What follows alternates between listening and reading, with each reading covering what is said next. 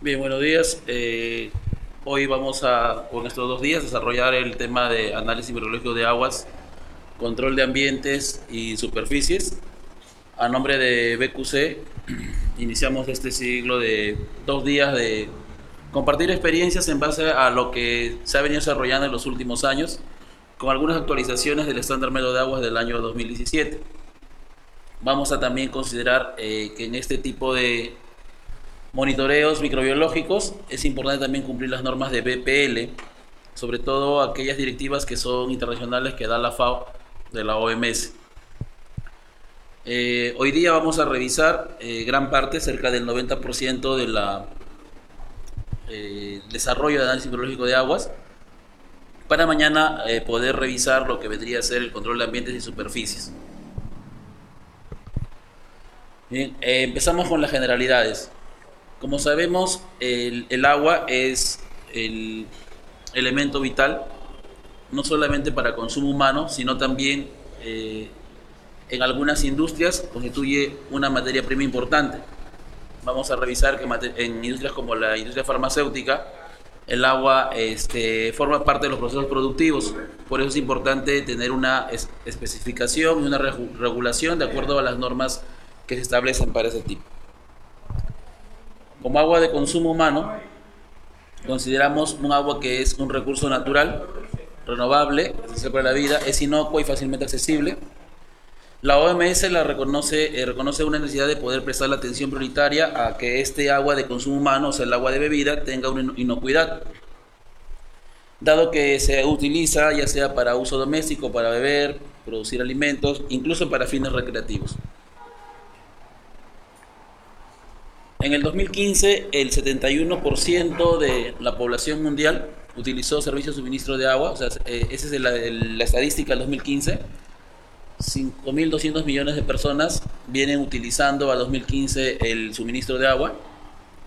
Sin embargo, así como hay más del 70% de personas que utilizan esta agua de consumo, existe también una carencia, ¿no? Como ustedes pueden ver en el indicador, hay 844 millones de personas que carecen incluso del servicio básico, lo cual genera de que muchas formas de vida o estilos de vida van a ser distintas a la que normalmente uno desea para tener un confort en su calidad de vida.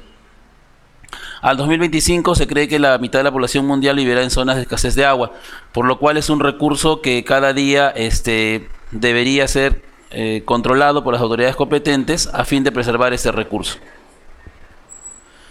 Bien, según la OMS, la contaminación microbiana del agua proviene de 4 fuentes importantes. Primero, por las aguas residuales domésticas. Otro podría ser las instalaciones sanitarias inadecuadas, la defecación a campo abierto en zonas de bajos recursos, en zonas de extrema pobreza, y también las condiciones ambientales propias. Entonces, estos 4 factores van a incidir a que de una u otra forma el agua tenga el ingreso de agentes patógenos o contaminantes que van a disminuir la calidad propia de este líquido elemento. Al estar contaminado el agua, esta puede transmitir enfermedades, principalmente la diarrea, la cual causa cerca de 502.000 muertes al año. Y las enfermedades diarreicas son la tercera causa de muerte en niños menores de 5 años. En esta tabla vemos los principales patógenos transmitidos por el agua y su importancia en los sistemas de abastecimiento. Podemos ver que hay bacterias, virus y protozoarios.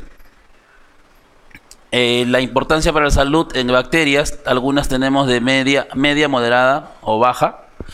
Hay algunas que tienen de carácter alto, que son básicamente los patógenos. Tenemos Shigella, Vibrio cholera, Yersinia, las enterobacterias, que es de importancia para la salud. Y también tenemos la resistencia al cloro. La mayoría de ellas tiene resistencia baja, es decir que con un buen sistema de saneamiento podemos eliminar aquellos microorganismos patógenos presentes en el agua. Y el otro cuadro indica si es que tiene un origen de fuente animal o no. Así como el agua de consumo humano es regulada, también tenemos el mismo elemento pero en aguas de recreación. Se entiende por aguas de recreación aquel tipo de agua que va a servir para actividades propias del ser humano, en actividades recreativas, al aire libre. Tenemos el agua de piscina y el agua de mar de playa costera. Como sabemos, el agua de piscina en los últimos años está siendo regulado por las autoridades competentes, en este caso DIGESA. Hace unos años no se consideraba mucha normativa, la vamos a ver más adelante, que ponía una cota o ponía una reglamentación específica para poder cuidar ciertas características, no solamente del agua, sino también de las instalaciones presentes en ella, que tenían un impacto en la contaminación final. Y el agua de mar de playa costera. El agua de piscina es un agua usada en la recreación, deporte y también con fines terapéuticos. Sin embargo, existen deficiencias en la infraestructura y esas deficiencias van a afectar la salud o vida de los usuarios. Ya sea por el ingreso directo con el agua o colectivo, va a haber un riesgo en que el bañista adquiera una enfermedad, la cual va a poder infectar piel, mucosas, ojos, oídos y también el aparato respiratorio. Los patógenos que pueden estar presentes en un agua de piscina vienen de 4 fuentes principales. Primero, porque el agua puede contaminarse previamente, la deficiencia del estanque, el material accesorio o entorno, y principalmente el propio uso del usuario, ¿no? Entonces tenemos 4 factores principales en las cuales DIGESA lo que evalúa son los tres primeros: la calidad del agua, la deficiencia de instalaciones y cómo está el sistema de tratamiento o mantenimiento. Pero muy pocos de nosotros de repente tomamos conciencia que el usuario, o sea, los mismos bañistas, también son un factor importante para que esta agua de piscina se contamine. Y ahí también las normas higiénicas básicas de casa son importantes para tener un recurso o un agua que me genere el fin a la cual yo deseo adquirir, ¿no? Que es recrearme, tener un momento sui generis con la familia, más no entrar a un agua de piscina y, por ejemplo, salir infectado, salir con una otitis, con una diarrea y una serie de enfermedades que puedan adquirirse en esta agua de piscina. Cada persona que se sumerge en este agua va a aportar gérmenes saprófitos y también patógenos, ¿no? Los orígenes son ororinolaringio, genitourinario, digestivo y cutáneo. Se dice que una persona puede aportar 10 millones de gérmenes totales en general, 1 millón de coliformes y 100.000 coliformes fecales solamente como flora propia o saprófita del microorganismo. Si esa persona está enferma, al de repente tener la mala práctica de orinar en la piscina, estaría aportando de 15.000 a 40.000 gérmenes por mililitro de agua. Bien, para hablar de las aguas de playas costeras, ¿por qué representa un peligro para la salud? Porque muchos de ellos, en el momento de hacer el baño en el agua de mar, se pueden adquirir enfermedades contagiosas, dado que puede estar contaminado sobre todo por excretas humanas. Y esto porque mucha de las bocatomas de repente del sistema doméstico desembocan en algunas playas. A pesar que hay una distancia regulada para que pueda desembocar, algunos lugares como Pucusana y otros puntos tienen una distancia corta, lo que genera que el alrededor o la playa sea no apta para consumo humano, precisamente por el incremento de coliformes fecales. Son 4 fuentes principales de contaminación. La primera que dije, los grandes emisores de desagües domésticos, ¿no? Las cuales emiten todos los desechos domésticos y de desagüe desde las viviendas hasta la gran emisión, las descargas o cursos de agua, porque estos retornan finalmente al mar, las lluvias propiamente dichas y la defecación directa del bañista en el agua.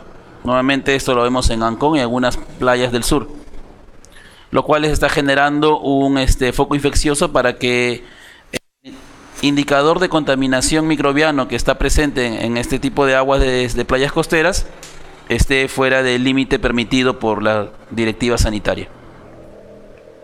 La transmisión de microorganismos patógenos por el agua de mar depende principalmente de la cantidad y frecuencia de contaminación que ingresa al agua.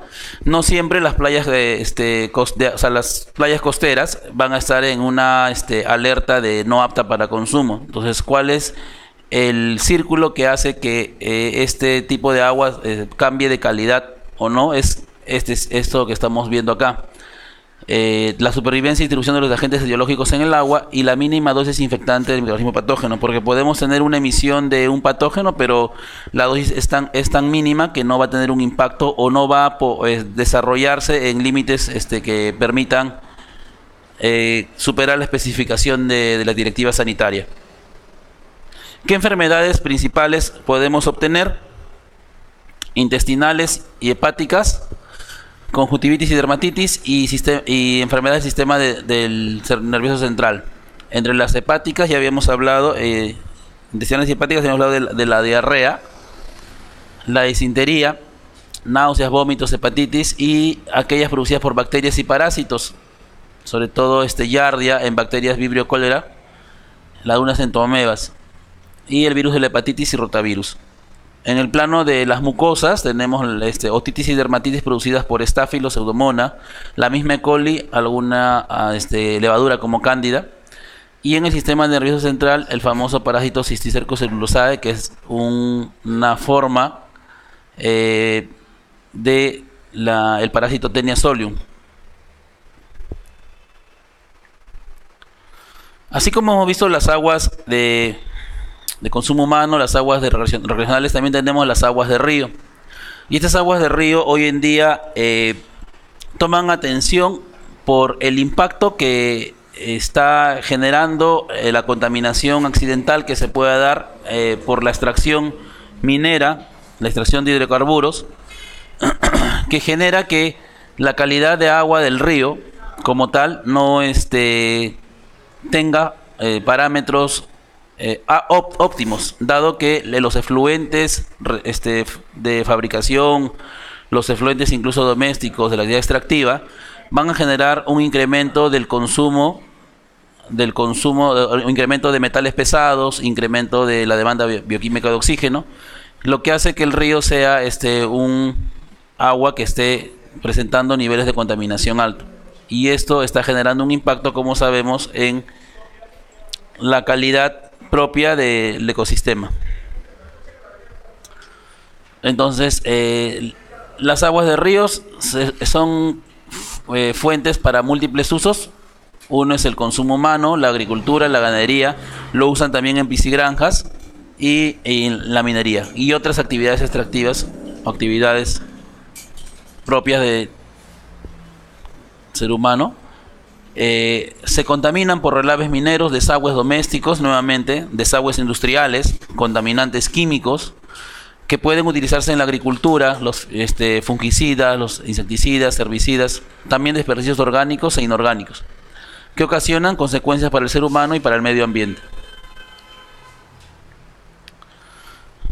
Finalmente, el otro tipo de agua he considerado dentro del grupo de tipos de agua usados en la industria, el agua de industria farmacéutica. Como sabemos, el agua en la industria farmacéutica tiene que ser un agua de una calidad indicada por el estándar internacional, que es la farmacopea.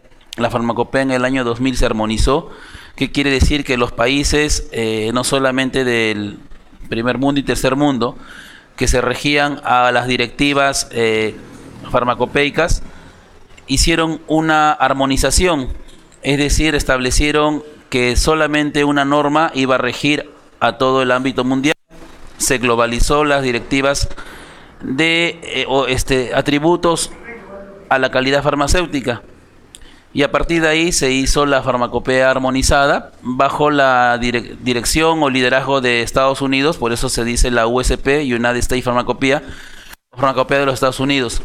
Todas las farmacopeas han adicionado a esta farmacopea internacional, y dentro de sus tratados o dentro de sus normas hay un capítulo solamente dedicado a la calidad de agua que deben obtener para producir las medicinas, y no solamente indica la calidad de agua necesaria, sino cuál es la calidad de agua para producir este tipo de agua, porque como sabemos el agua en la industria farmacéutica es producido desde el agua potable.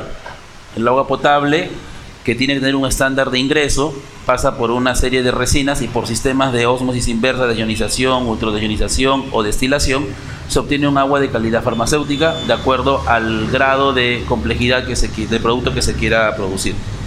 Entonces, esta agua es importante porque sirve para la parte analítica de ese laboratorio farmacéutico, sirve para la limpieza de las instalaciones del laboratorio farmacéutico, para las operaciones propias dentro de la planta farmacéutica, sirve para disolver las materias primas que puedan formar parte de la formulación, y finalmente va a afectar la calidad directa del producto.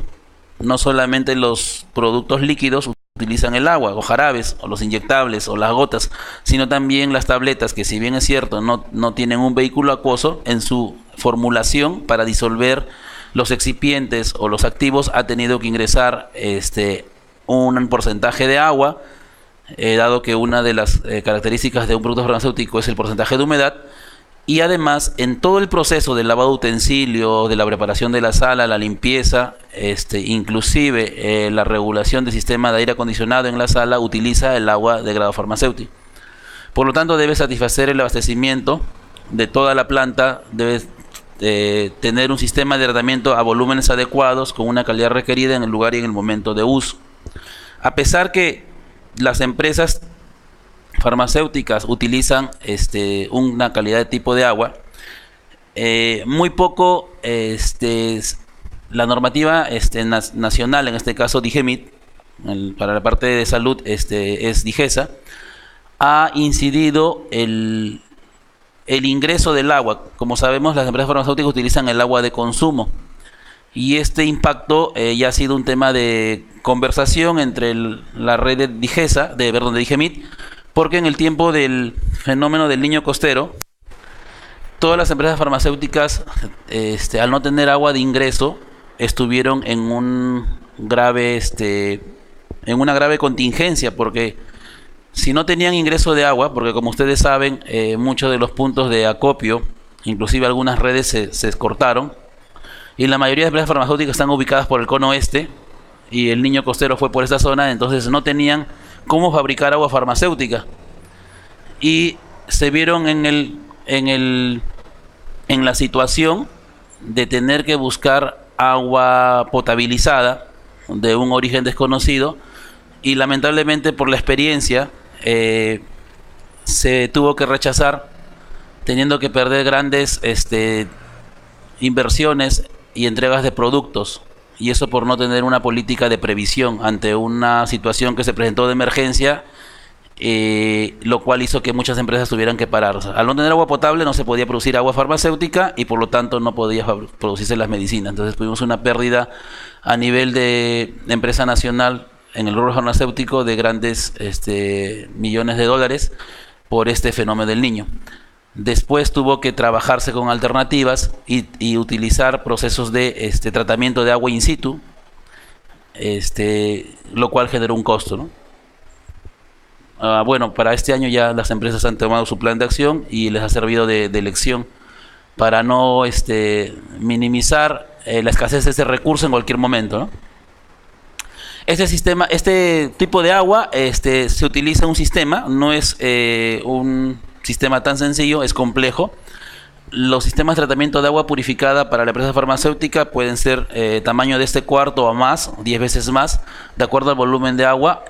Para un kilogramo de medicamento que se fabrica, la empresa tiene que disponer 10.000 litros de agua purificada. No, las instalaciones de estos sistemas de tratamiento de agua son de acero inoxidable. Sin embargo, a pesar de ello, un microorganismo muy representativo en la contaminación de ellos es Brebundimonas diminuta, que tuvo un impacto importante en empresas farmacéuticas de España, generando pérdidas al ser contaminado con este producto.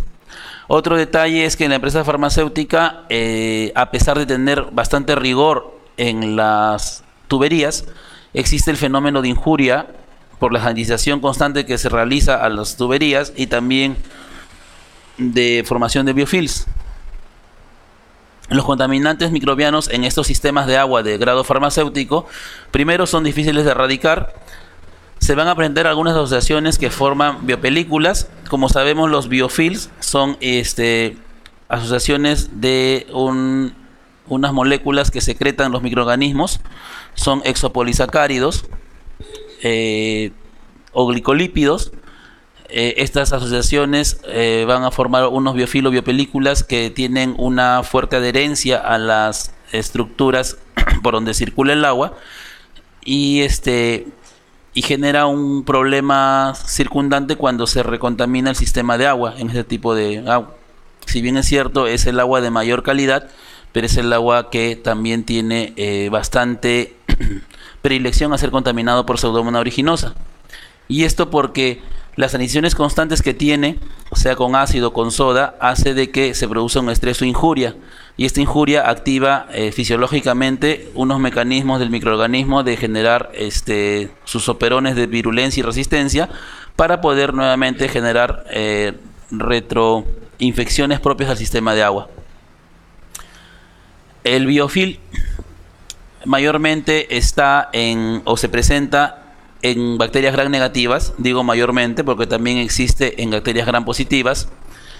Un ejemplo de bacterias gram positivas es la caries dental, que no es más que glicopolisacáridos que de algunos cocos gram positivos que contaminan o tapizan la placa dentaria. Algo similar es lo que hacen las gram negativas, que también tienen la capacidad de formar biofilms. Cuando se incrustan forman esas uniones, ¿no?, que son difíciles de erradicar y que los agentes abrasivos o detergentes a veces no tienen efecto para poder eliminar radicalmente este contaminante. Es una simbiosis entre utilizar agentes físicos, agentes químicos y agentes antimicrobianos como los detergentes o sanitizantes para poder eliminar estos microorganismos en estos cuerpos de agua. Los biofilms tienen 5 fases importantes, desde el acoplamiento a la desintegración.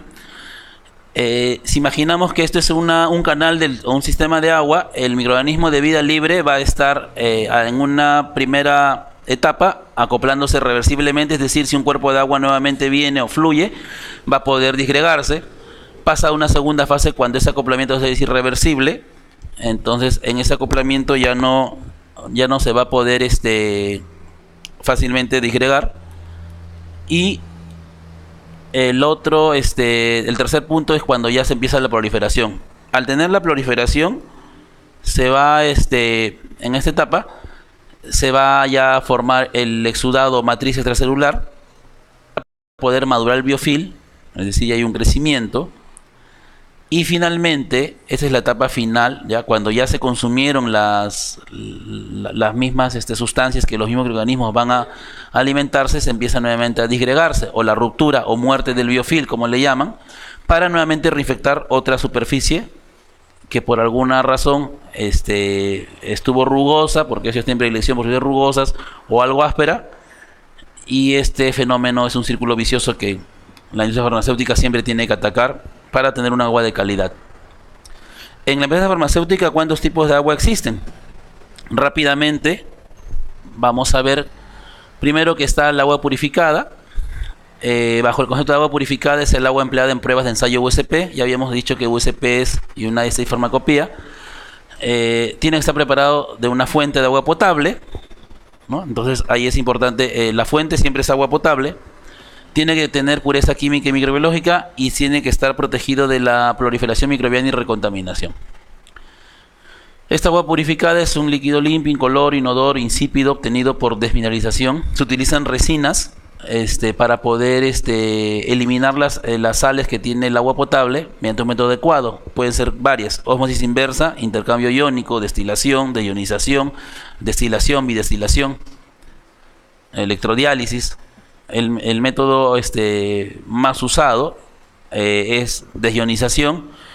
Ósmosis inversa es otra alternativa, y los otros que he mencionado son costosos y no se realizan acá en el país, y con ellos se fabrica la mayoría de formas farmacéuticas. Esta agua purificada puede ser estéril. La diferencia entre un agua purificada y normal y un agua estéril es que el agua estéril tiene que estar libre de endotoxinas bacterianas, es decir, tiene que tener grado LAL. si me dejo explicar, el grado LAL, cuando uno realiza una esterilización, normalmente utiliza sistemas de contaminación. 121 grados, si usa un autoclave, 15 PSI, 15 minutos, 20 minutos, dependiendo del tipo de esterilización a la cual he validado, y elimino toda forma de vida. Digo que el líquido que sale de ahí o el material que sale ahí es estéril. Si utilizo la fuente de calor, en este caso calor seco, la norma ISO dice 170 más menos 10 por un tiempo no menos de una hora. O sea, de 160 a 180 estoy eliminando toda forma de vida, de superficie inerte. Pero hasta ahí lo que se ha generado es muerte celular, o sea, muerte de célula, y por lo tanto ya no hay microorganismo vivo. Sin embargo, al haber esta ruptura o lisis de la pared celular, ciertas proteínas van a estar muertas, suspendidas.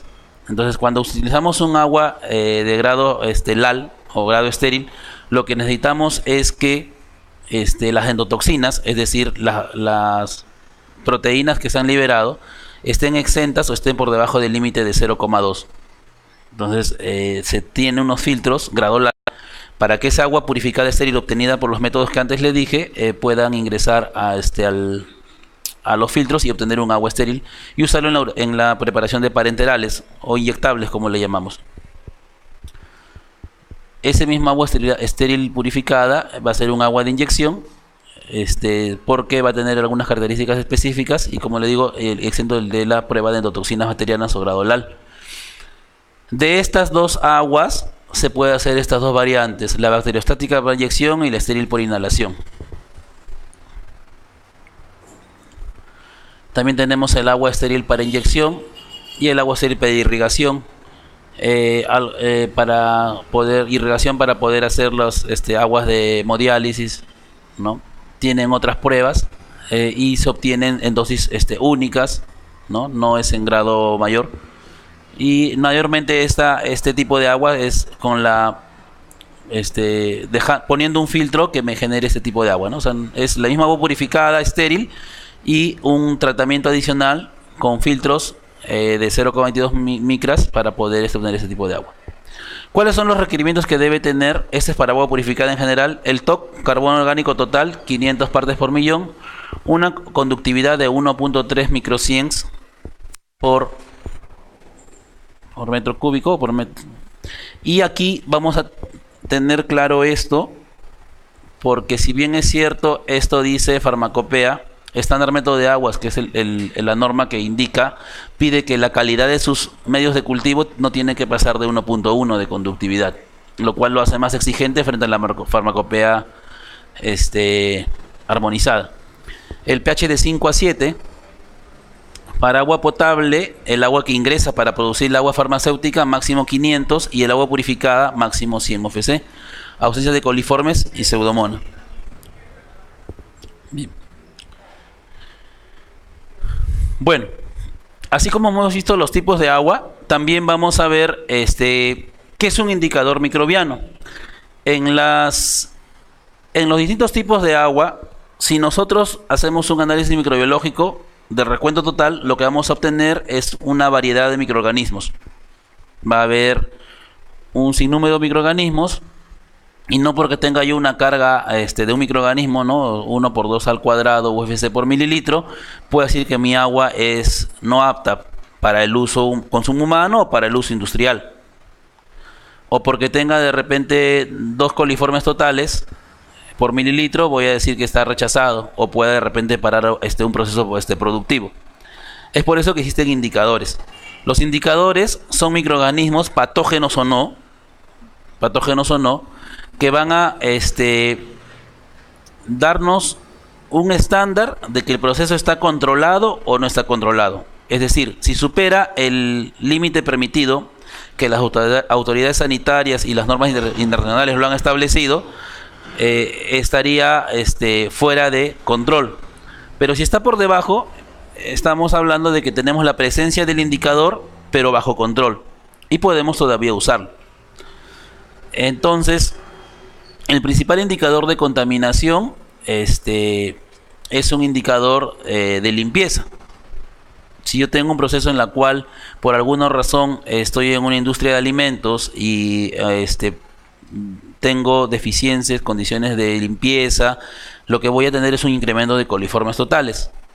Si tengo de repente en una emisión un efluente de una playa, ¿no? O sea, tomo una muestra de agua de playa y veo que se incrementa fecales, entonces estoy viendo de que las emisiones que están llegando a la playa costera están superando el límite permitido, y esto puede generar un riesgo en la contaminación accidental de un bañista o la persona que utilice este servicio.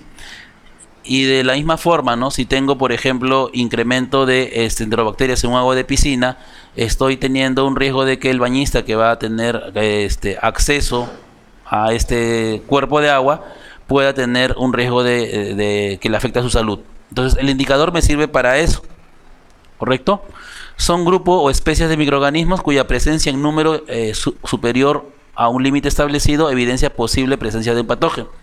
Su función principalmente es evaluar la calidad microbiológica del agua y en especial el grado de contaminación fecal. ¿Quiénes son? Son los coliformes totales, los fecales, llamados también termotolerantes por su capacidad de crecer a más de 44,5, los enterococos y Escherichia coli. Empezamos por los primeros, los totales. Contiene 4 géneros de bacterias. Sabemos que es Escherichia, Enterobacter, Klebsiella y Citrobacter. Por la familiaridad que tienen estas 4 familias, muchas veces en la identificación bioquímica se confunden con en ciertos agares selectivos, y es importante determinar los métodos bioquímicos estándar para poder realizar una identificación selectiva y una identificación precisa, e indicar si estamos ante una contaminación de especies del género, sobre todo Escherichia, que hay una gran variedad, pues, ¿no? La enterohemorrágica, la enteropatogénica y la O129, que está presente en carnes congeladas. Son gram negativos anaerobios facultativos, son cocobacilos redondeados y fermentadores de lactosa con acidez y gas. Justo esta capacidad de fermentar lactosa es la que la diferencia de otros microorganismos, y va a formar parte de, o ha sido, el estándar método de aguas lo ha tomado para poder desarrollar sus métodos de identificación por número más probable. Su crecimiento reprimido por presencia elevada de otros microorganismos, además de partículas, enmascaran a veces su detección. Por eso es importante tener una etapa de preenriquecimiento y preselección para poder indicar que estamos ante presencia de algunos microorganismos coliformes. ¿Para qué se usa este indicador? Primero, para medir la calidad sanitaria del agua. Puede multiplicarse en el agua con materia orgánica sin significado sanitario también. Su presencia no está relacionada con la existencia de patógenos. O sea, si yo tengo coliformes totales, tengo un indicador de falta de higiene, de contaminación accidental, pero no estoy hablando de patógenos. Es valioso para evaluar aguas de pozo profundo, pero no para superficiales. Y la ausencia en agua tratada y clorada indica que el tratamiento fue satisfactorio. O sea, también es un indicador para ver si es que, a veces, cuando hablamos de agua tratada o clorada, a veces en algunas empresas de alimentos u otro rubro, no utilizan el agua potable por el alto costo. Entonces lo que hacen es coger un pozo de agua dura, y esa agua dura, como saben, puede tener presencia de coliformes totales. Al superar la especificación, lo que se hace es clorinar estos pozos preparados y obtener el estándar que pide la normativa de DIGESA. Entonces, una vez que lo he tratado por filtros de carbón, filtros de bacteriológicos, y lo he clorado para disminuir, entonces puedo decir que mi sistema de tratamiento está adecuado y recién lo puedo ingresar a la empresa, ¿no? La mayoría de empresas de acá del cono oeste de alimentos, ya sea en lácteos, sea en preparación de comidas y todo, utilizan hasta hoy agua dura, tratada obviamente, ¿no? Se llama agua potabilizada. Los termotolerables son indicadores sí de contaminación fecal. Es decir, si yo tengo, por ejemplo, en la presencia de este indicador en una, sea un hisopado o en un utensilio que se va a destinar a la fabricación, yo indico claramente de que por alguna forma, accidentalmente o no, ha generado una contaminación de origen fecal, malas prácticas sanitarias, puede ser de repente utilización de agua contaminada y otros factores que pueden darnos la idea de que estamos ante la presencia de contaminación fecal. Producen acidez y gas en caldo BCE, llamado también caldo E. coli, a temperatura de 44 a 46 y no presentan recrecimiento en las corrientes de agua. Dentro de los termotolerables hay un indicador específico que es la Escherichia coli. Esto sí es una evidencia de contaminación fecal reciente y posible presencia de enteropatógenos. O sea, junto a E. coli no solamente va a estar ella, sino va a estar salmonella y algunos otros indicadores. Por eso que es importante controlar Escherichia coli. Y el indicador sensible de cercanía a un desagüe doméstico y es un indicador de gastroenteritis o sistemas dérmicos. ¿Por qué se ataca mucho Escherichia coli? ¿Y por qué no usamos salmonella o shigella como indicador? Es por la fortaleza que tiene Escherichia coli de poder resistir. Si bien es cierto, cuando tenemos los otros agentes patógenos, salmonella y shigella tienen la habilidad o rápidamente son injuriados.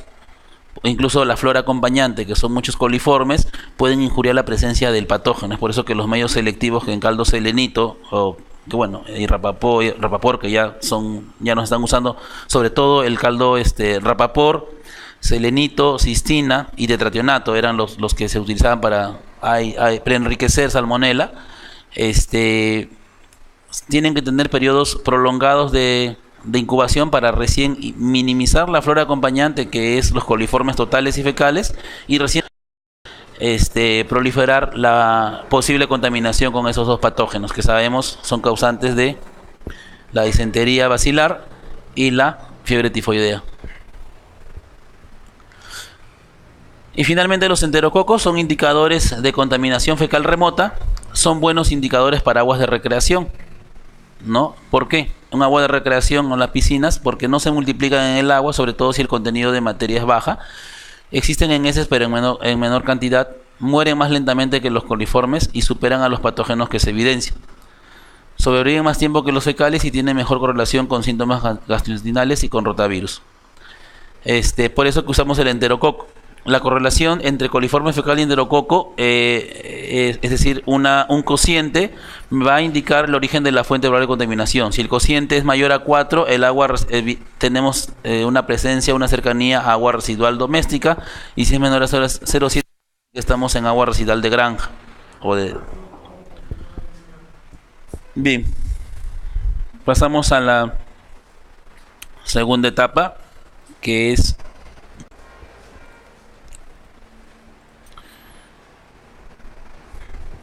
sí, antes los muestreos, por favor. La otra, en el orden cíclico. Bien. ¿No había otro? Le mandé, güey. 1, 3. Ajá, ese es. Ya. Antes de pasar a la preparación de medios de cultivo, vamos a ver el tema del muestreo. Para poder, tenemos una diversidad de cuerpos de agua y cada cuerpo de agua está reglamentado por ciertas entidades o directivas sanitarias distintas. Todo lo que es agua de consumo, agua recreacional, sea de piscina, playa costera, agua de los ríos, incluso los efluentes residuales industriales, ese le van a entregar después la diapositiva. Esas tipos de agua tienen una reglamentación. Las que son o que afectan la calidad del consumo, o sea, la calidad o la salud humana desde el punto de vista de consumo, está reglamentado por DIGESA, la Dirección General de Salud Ambiental. Y las que tienen que ver con la salud en el rubro de los medicamentos están regulados por DIGEMIT. En ambos, o sea, son cuerpos de agua. En ambos casos, más DIGESA que DIGEMIT ha estandarizado los métodos de muestreo y ha estandarizado también las normativas para el muestreo.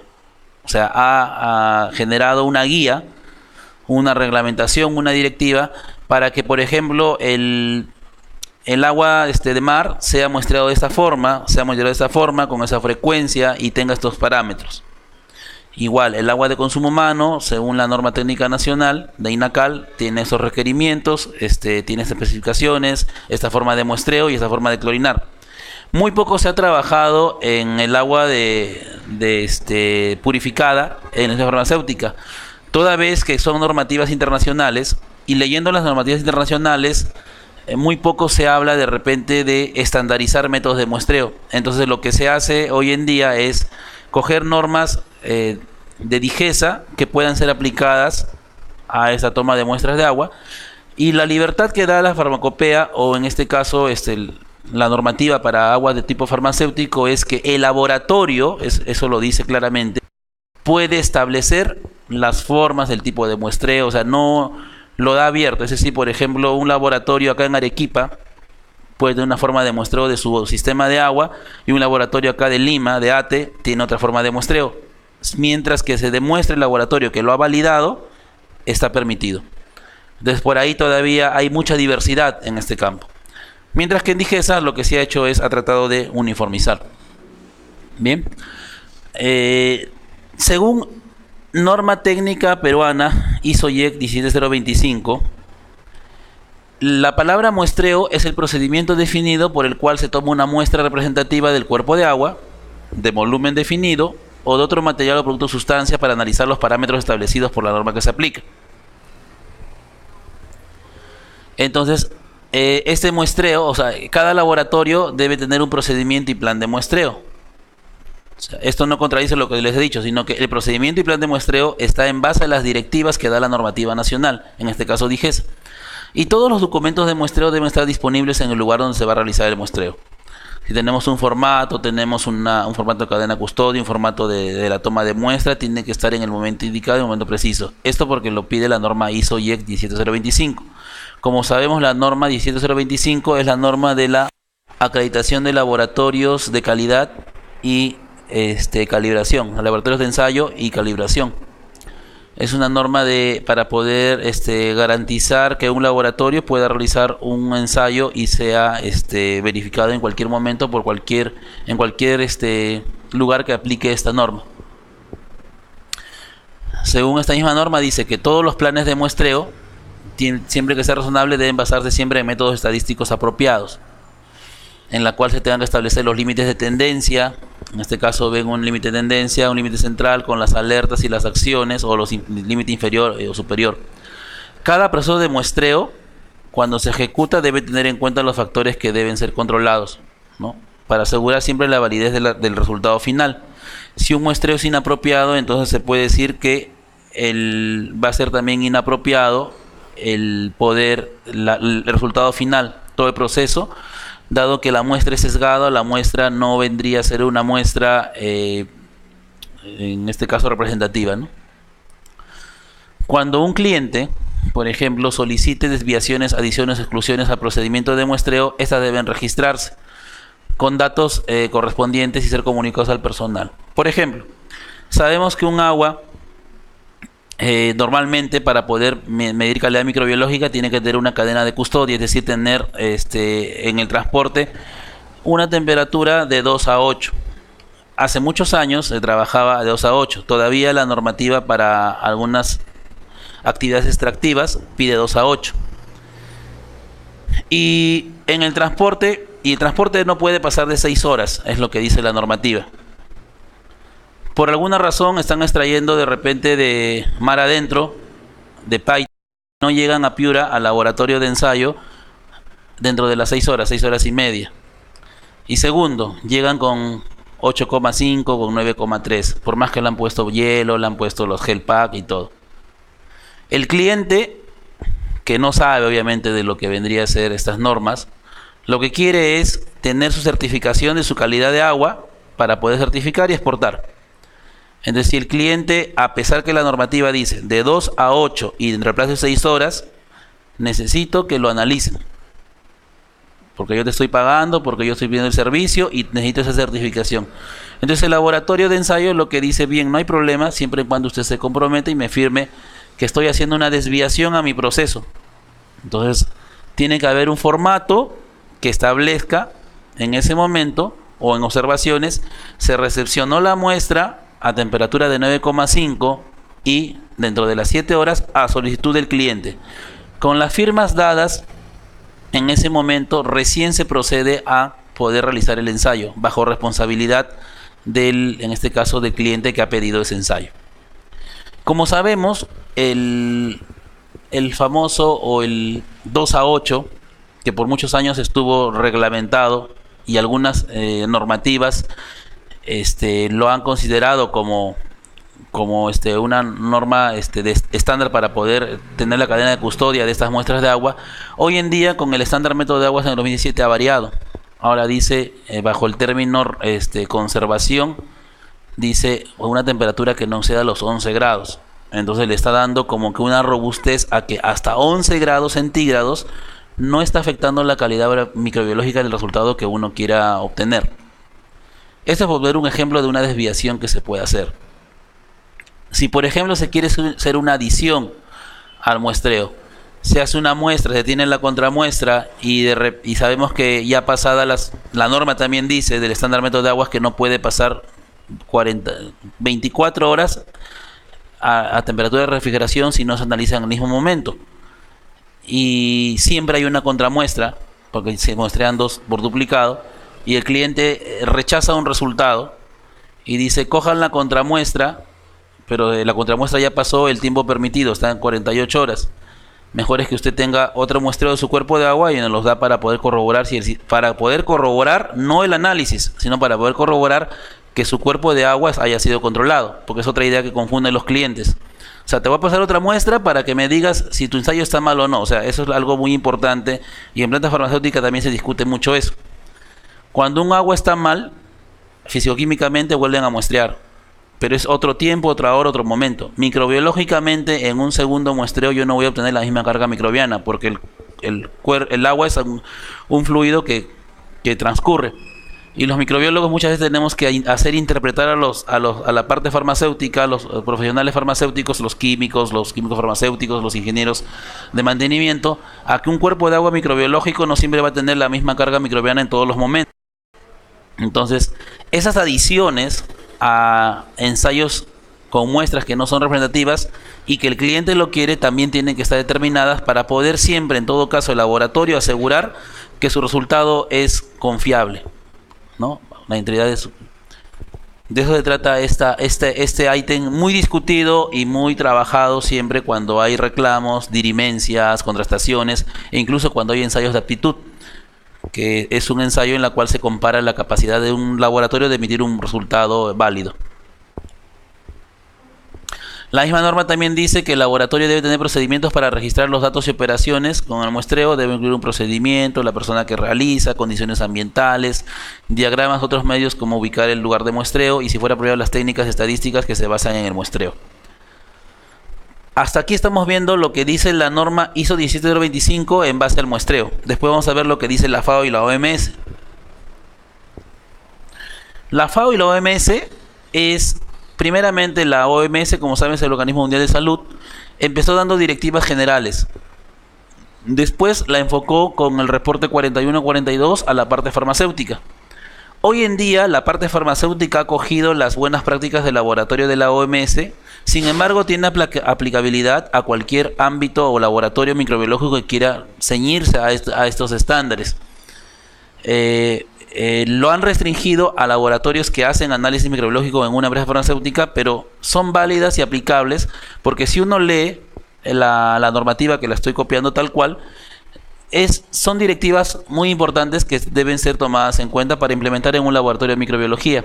Entonces dice, los laboratorios de ensayo son responsables del muestreo inicial para obtener elementos de prueba, por lo que este muestreo debe ser monitoreado por un sistema de aseguramiento de la calidad y estar sujeto a auditorías regulares. Primer punto. O sea, el muestreo no es un hecho aislado, no es una actividad, no es algo más que se añade, sino es la parte crucial e importante para poder dar un resultado final. Por lo tanto, el muestreo tiene que estar sujeto a un sistema estandarizado, estar dentro de un sistema de calidad. Todos los formatos o las cosas adicionales que se usan en un muestreo tienen que estar validadas y las auditorías tienen que ser reguladas para poder demostrar que en mi muestreo yo no cometí un exceso o no dejé de hacer algo para poder dar un resultado no válido al final.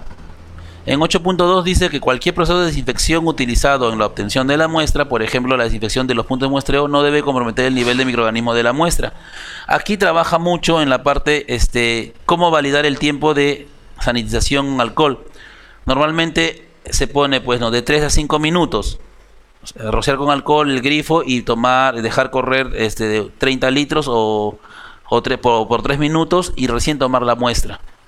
Entonces, la norma de la OMS indica que esa actividad no me debe afectar, en este caso, la calidad del agua final.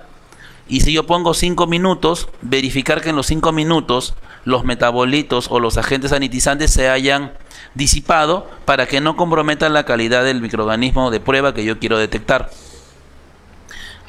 Está hablando de la validación, incluso de los tiempos de almacenamiento en la cadena de custodia, ¿no? Y así como el tipo de desinfectante que se utiliza. Si queremos de repente obtener carbono orgánico total, mal haría yo con sanitizar con alcohol, sabiendo que eso tiene residuos carbonados.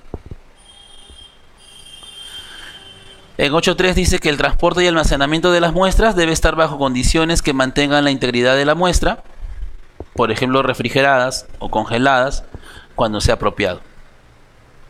Como ustedes ven ahí es un termohidrómetro que está censando en la cámara interna. Algunas directivas también indican que el cooler donde se transporta tiene que estar validado. Por ejemplo, si yo quiero transportar 4 kilos o 4 kilos o litros de agua, que es lo mismo, ¿no?, en recipientes de plástico, tengo que estandarizar cuál debe ser la distribución o cuántos gel pack puedo distribuir y cuánto tiempo me va a durar esta conservación sin que altere el rango permitido. Para muestras en las que un crecimiento de la población microbiana durante el transporte y almacenamiento se debe demostrar que las condiciones de almacenamiento, el tiempo y la temperatura no afecten la precisión del resultado final del ensayo. Otra cosa que indica es que las condiciones de almacenamiento deben ser monitoreadas y mantener los registros. Es responsabilidad para el transporte, ¿no? Toda la responsabilidad del transporte, el almacenamiento del muestreo y la llegada del laboratorio de pruebas debe estar claramente documentado. Solamente con evidencia documentada podemos demostrar que la parte inicial y crucial del muestreo ha sido controlado. En 8.4 dice que el muestreo debe ser realizado solamente por personal capacitado. Se debe llevar a cabo asépticamente utilizando equipo esterilizado. Se deben tener precauciones adecuadas para garantizar la integridad de la muestra, utilizando recipientes herméticos estériles para colección de la muestra, que son variables. Va desde un frasco de vidrio taparrosca a un frasco de plástico tipo nalguena de taparrosca. Puede ser bolsas de muestreo WIPAC y una serie de recipientes que podrían servir, siempre teniendo el grado de esterilidad. También se puede considerar las condiciones ambientales, la contaminación del aire, la temperatura del sitio de muestreo. Usualmente se pone una placa, se expone y durante el muestreo que dure, no sé, pues 15 a 20 minutos, se pone, ¿no?, durante el muestreo de la bocatoma tal, y eso se registra en el formato respectivo. También el tiempo de muestreo, ha sido cuánto duró el muestreo. Lo importante para poder, hemos visto las dos normas, ¿no? La primera es ISO 10025, la otra es OMS. Lo importante para poder tener esto es que para seleccionar un punto de muestreo primero tiene que ser accesible. No puedo tomar un punto de muestreo. Por ejemplo, nos pasaba cuando validábamos un sistema de agua en una empresa farmacéutica, el M18 era un punto muy inaccesible. Cuando preguntamos cómo había sido el flujograma de los puntos de muestreo, nos dijeron también se tomaba el M18 y por tiempo el M14 creo, y por tiempo salía con carga microbiana. Fuimos a ver el punto de muestreo y el punto de muestreo era un lugar en el cual el operador tenía que treparse, poniendo en riesgo su salud. Entonces se hizo una revisión del plan de muestreo para poder tener un punto cercano, o en todo caso en ingeniería poder ayudarnos a sacar una toma cercana que sea representativa a ese agua y evitar de repente y eliminar la falta de accesibilidad que se presenten. O sea, lo primero, que el punto tiene que ser accesible. La persona va, lo identifica y tiene que tener la condición segura durante el muestreo. Segundo, de que el punto de muestreo tiene que ser representativo. Tiene que representar lo que se quiere demostrar, ¿no? Todo el cuerpo de agua. Tengan en cuenta que es un cuerpo de agua y solamente estamos hablando de 500 a 1 litro, máximo 2, de toma de muestra, de repente de un volumen de 10.000, 15.000 de caudal. Y finalmente seguro. Los recipientes ya sabemos que tienen limpios y estériles, tamaño adecuado, boca ancha, tapa rosca, De preferencia, algunos están limitando el uso de frascos de vidrio por los posibles accidentes que se puedan dar durante el muestreo, y siempre cuidar la interacción recipiente-muestra que pueda contaminar, en este caso, el cuerpo de agua. Aplicar una técnica de muestreo idónea es importante para poder tener un óptimo resultado. Conservar y preservar adecuadamente las muestras durante el transporte hasta llegar a su laboratorio, ya lo hemos conversado. No utilizar una muestra de ensayos físicos micrológicos a la vez. Se tiene que tener envases separados, un método de colección y envases y preservación diferentes. En algunas, por ejemplo, se va a considerar el tiosulfato para poder inactivar el cloro. Y de repente esa misma agua que ya tiene un frasco con tiosulfato no puede ser utilizado para la muestra de físico-química. Cuando queremos hacer DBO tenemos que hacer un enjuague del frasco 2 o 3 veces. Y no podemos hacer la misma manipulación cuando hacemos un microbiológico, solamente queremos el mismo chorro de agua. ¿Cuántos tipos de muestra pueden haber? Y esto ya según directiva nacional, ¿no?, de DIGESA. Primero tenemos una muestra simple. Son muestras individuales tomadas aisladamente en un momento determinado. Sirven como referencia, se aplica cuando el cuerpo de agua se mantiene constante con el tiempo y a largas distancias. Ejemplo, un agua subterránea. Pero si la fuente varía, se debe tomar en intervalos, ¿no? La muestra es compuesta cuando es una muestra simples tomadas en diferentes intervalos de tiempo o en el mismo punto, diversos puntos en una extensión de masa determinada. No aplica a parámetros inestables como pH, conductividad, oxígeno disuelto, temperatura, cloro residual y bacterias. Y define una calidad promedio. Cuando tenemos, por ejemplo, metales pesados, puede hacer una muestra compuesta que es más estable, ¿no?, porque sabemos que los metales pesados están presentes. Pero cuando hablamos de conductividad y pH, no. Y una muestra integrada es una mezcla de muestras individuales colectadas en un solo punto, pero de diferentes ubicaciones del plano, ancho y profundidad. Hablamos, por ejemplo, en la red de CEDAPAL de este tipo de muestras que se va a tomar tiempos y se mezcla tanto individuales. Se pide los puntos de muestreo, sitios de muestreo, profundidades de muestreo. Requiere el uso de equipo especial para el muestreo individual, distancia y profundidad. Aplicable a lagos naturales, artificiales o ríos de gran caudal. Por eso le decía el ejemplo de las bocatomas en este caso de CEDAPAL, ¿no?, antes de potabilizar el agua. Ahora, hay técnicas de muestreo. La manual, creo que todos la hemos realizado, utilizando nuestro frasco de agua, colectando de repente una jarra séptica o tomando el mismo punto de muestreo, o sea usando un accesorio, ¿no?, como las dragas o los frascos a profundidad, pero todo es manual, o sea, el operador y su frasco de muestreo. Bien, y el otro es manual, automático.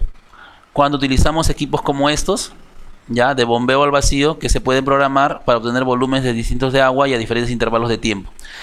Tiene que ser efectivo y confiable, y los consumibles que se utilizan también tienen que ser de una robustez de la calidad que permita en este caso que no se afecte la calidad de la muestra que vamos a tomar. En campo es importante tener ciertos equipos, por ejemplo, medidores de pH, temperatura, oxígeno disuelto, conductividad y turbidez, para poder realizar nuestro muestreo. Como ustedes ven, el equipo de muestreo de campo consta de un cooler que tiene que tener su cadena de frío, sus medidores de pH, tiras de pH, un conductivímetro de campo que tiene que ser robusto. Los conductivímetros, como sabemos, son de laboratorio, que son más finos y precisos, y uno de campo tiene que ser robusto, la carga tiene que ser robusta para poder soportar las inclemencias propias del trabajo de campo. Bien, ahora vamos a hablar de lo que tendría que ser los planes de muestreo. Hemos visto ya el muestreo, los tipos de muestreo, los tipos de muestras, los tipos de muestreo, y ahora hablemos las normativas tanto de la OMS, de la FAO, como también de la 17025, y ahora hablemos del plan.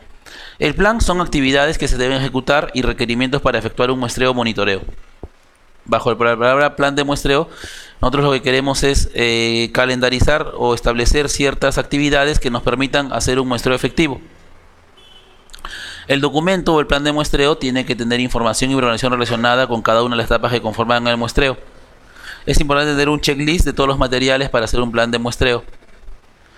El plan de muestreo definir primero el objeto del estudio, el tipo de muestreo y muestras que se quieren obtener, el lugar de recolección de muestra, la técnica de recolección de muestra, el personal responsable, ¿no? El staff si tenemos 2 turnos o 3 turnos, o tenemos de repente profesionales de asistencia, ¿no? Técnica como profesional, tiene que estar claramente establecidas las funciones de cada uno de ellos. Personal de muestreo y de análisis, o personal solamente de muestreo.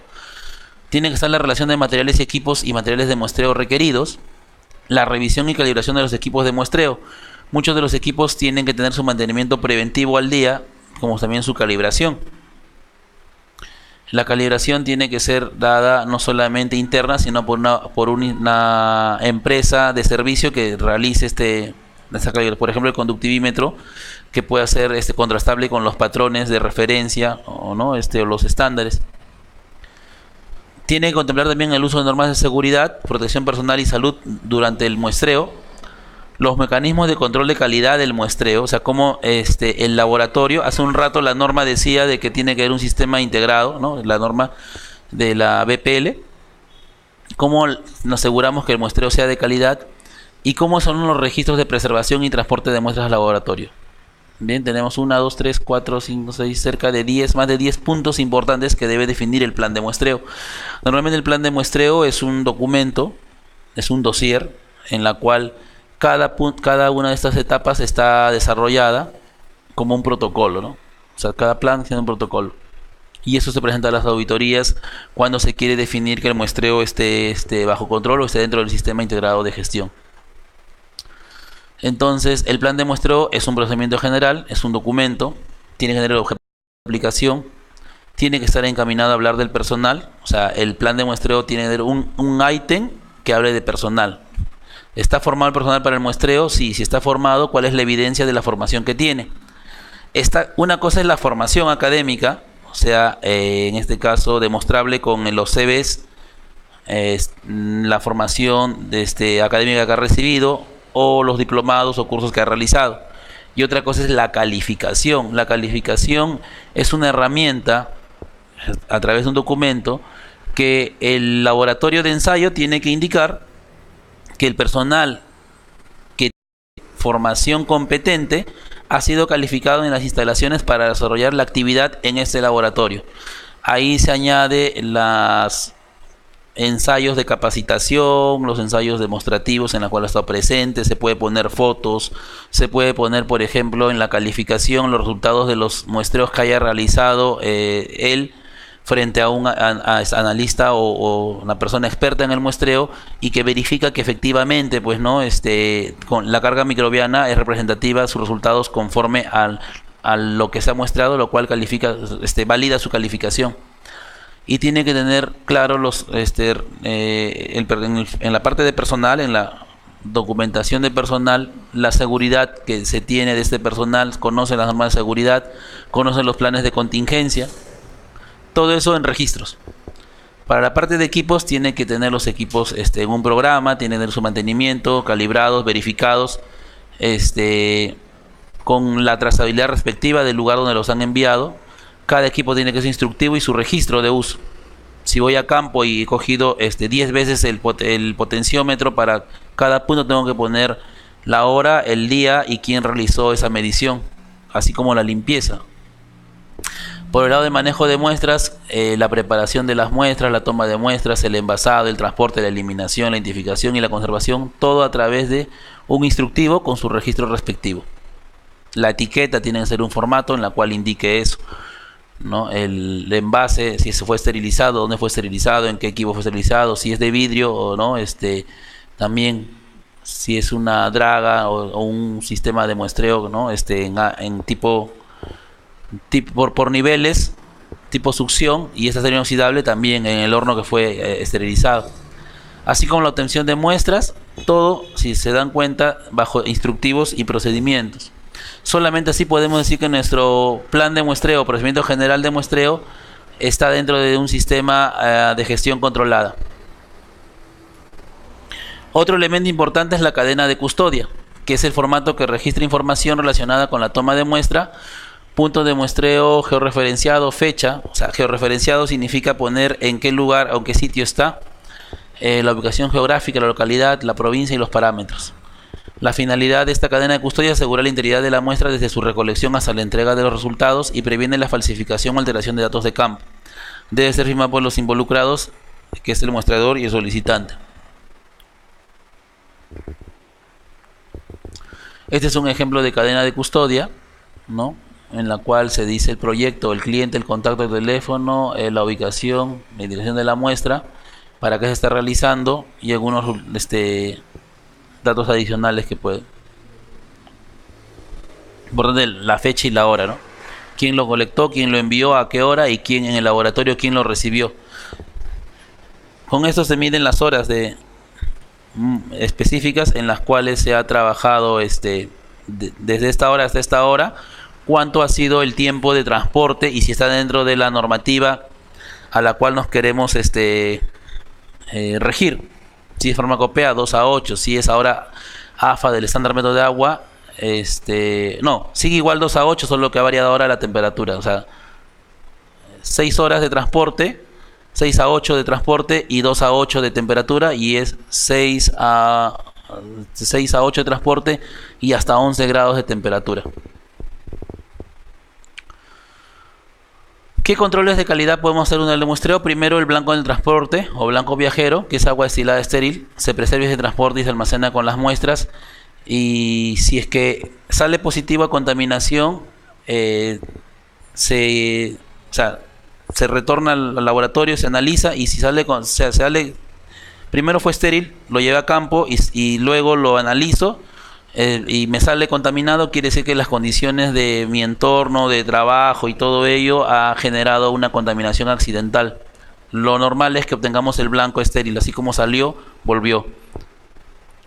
Después los duplicados de campo, que ya lo hemos hablado, dependiendo del ensayo. Para microbiológicos se acostumbra a tener siempre un duplicado de campo.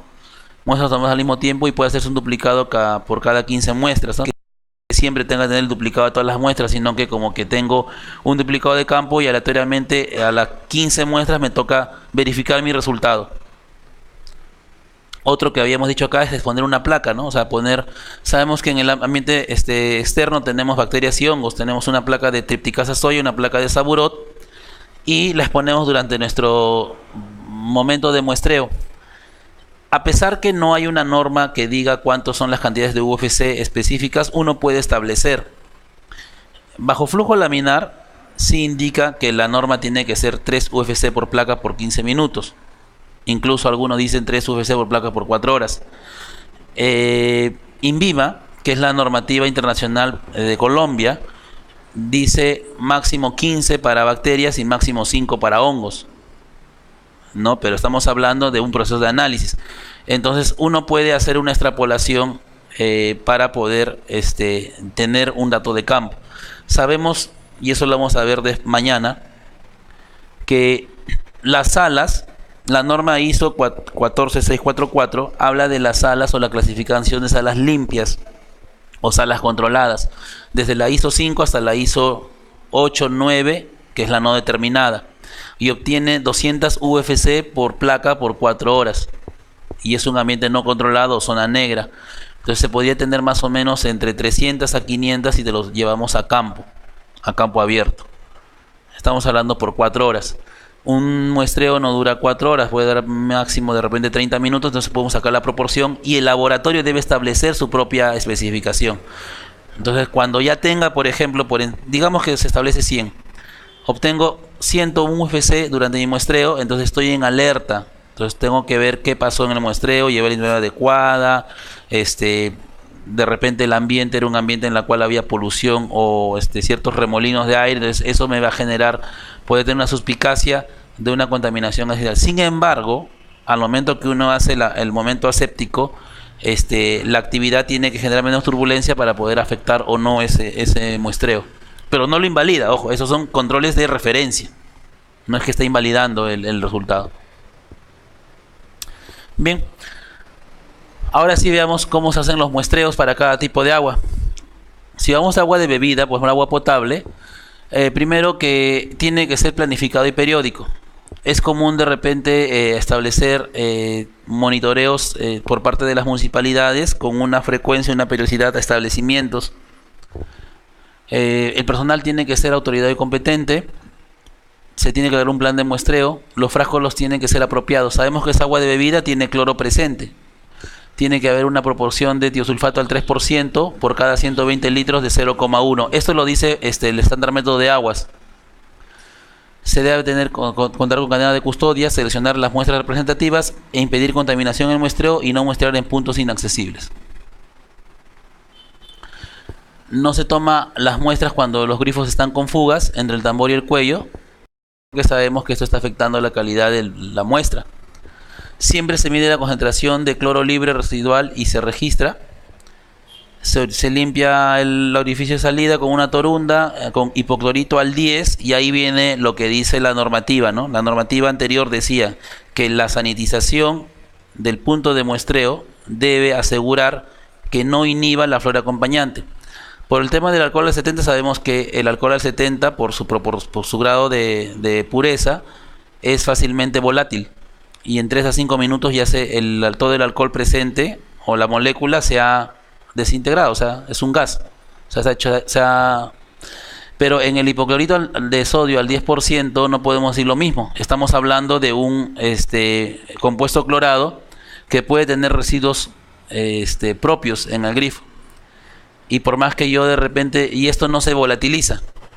Entonces, ¿cuánto es el tiempo en el cual esto se inactive para poder no afectar el cuerpo de agua, ¿no? Pero, por ejemplo, acá hablan de 3 minutos como tiempo suficiente para ambas compuestos o desinfectantes estén ya exentos, ¿no? Y no afecten la calidad de la muestra. Y los volúmenes son variables, ¿no? Por ejemplo, 250 como mínimo. El recipiente será adecuado para poder recibir la muestra. Cuando tenemos huevo de parásito son 4 litros de agua, y si queremos salmonela y vibrio cólera, 2 litros de agua.